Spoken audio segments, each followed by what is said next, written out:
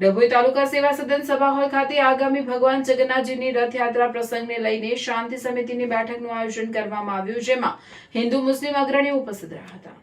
ડભોઈ શહેરમાં આગામી 16મી જુલાઈના રોજ બદ્રીનારાયણ મંદિરેથી ભગવાન જગન્નાથજીની શોભાયાત્રા પ્રસંગે સમગ્ર શહેર પંથકમાં શાંતિપૂર્ણ, કોમી એકતા અને સૌહાર્દપૂર્ણ વાતાવરણમાં ઉજવણી થાય તેવા શુભ હેતુથી ડભોઈ તાલુકા સેવા સદન ખાતે શાંતિ સમિતિની બેઠકનું ધારાસભ્યના અધ્યક્ષસ્થાને કરવામાં આવ્યું હતું।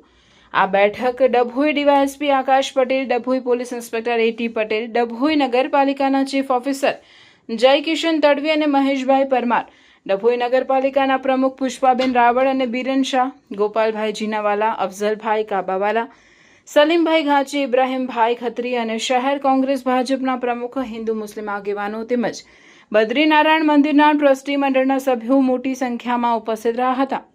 બેઠક દરમિયાન ડીવાયએસપી આકાશ પટેલે કાયદોની વ્યવસ્થા જાળવી રાખવા તેમજ તહેવાર દરમિયાન પરસ્પર ભાઈચારો જળવાઈ રહે તે માટે જરૂરી સૂચનો કર્યા હતા।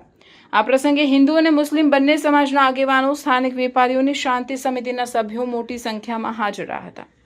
બેઠકમાં ઉપસ્થિત તમામ અગ્રણીઓએ વહીવટી તંત્રને પૂરેપૂરો સહકાર આપવાની ખાતરી આપી હતી। ડભોઈ હંમેશાથી કોમી એકતાનું પ્રતીક રહ્યું છે અને આગામી રથયાત્રા પરંપરાગત રીતે શાંતિ અને ઉત્સાહ સાથે ઉજવવામાં આવશે।